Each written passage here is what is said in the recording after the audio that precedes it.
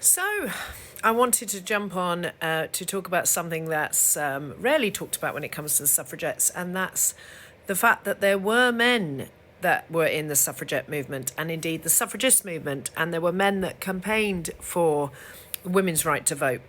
So there's an image there behind me of the Men's League for Women's Suffrage, which was formed in 1907. And it included some very influential men, including, let me get this right, Henry Neveson, Israel Zangwill, Hugh Franklin, Henry Harben, and Gerald Gould. And apparently Israel Zangwill declared the group's support by saying, "The petticoat no longer makes the suffragette. We are suffragettes, suffragettes in trousers." And they became known later, they were nicknamed the SuffraGENTS, which I think is rather lovely. Of course, men who supported the cause in Edwardian Britain were often subjected to ridicule, as you can well imagine.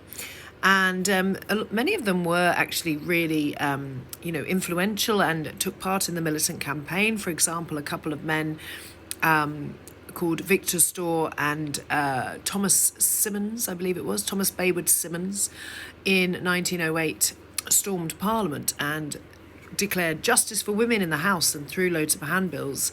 And they were arrested, and many of these suffragents went to prison as well and suffered the same indignities as the women. So a really hardline supporter was the man behind me. That is George Lansbury, a socialist MP who in 1910 announced straight away his support for women's suffrage. And he went even further in 1912 because he resigned his post and declared himself a women's suffrage MP, a women's suffrage campaigner. But even though he was a member of the Labour Party, which in the beginning was sort of closely aligned with the suffragette movement, as time went on, they became more and more hostile, and they certainly didn't give blanket support, the Labour Party, to the women's cause, particularly as the suffragettes became more militant. George Lansbury here, however, what a legend, he openly supported the militant campaign as well, and basically whatever it took to get women the vote. So he was very much an ally, even if the suffragettes towards the end of their campaign sort of broke away and distanced themselves from the Labour Party. There were individuals such as George Lansbury here who supported the cause and always did support the cause. Another man who was very important, another suffragette, is this man. This is Frederick Pethick Lawrence, who with his wife, Emmeline, were huge allies, and honestly, I don't really think the suffragette movement would have really taken off without them, because they were massive financial backers of the movement, and they helped, the suffragettes to set up their first headquarters in London in Clement's Inn in Chancery Lane. And they provided a lot of financial support. They were very involved in the militant campaign. Frederick Pethick Lawrence here, he was quite radical in the sense that he took his wife's surname as a double-barrel surname. So her name was Pethick, his was Lawrence. He ended up being imprisoned himself and force-fed many times.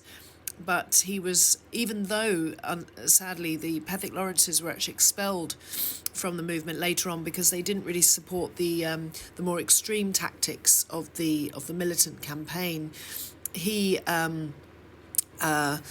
continued, to support the cause and continued to be a backer of women's suffrage. And this is an image of him, I believe, in the 60s or perhaps the late 50s. A nice quote from Frederick Pethick Lawrence is many years later, when he was knighted and became a lord, he actually said this. I'm going to read the quote to you.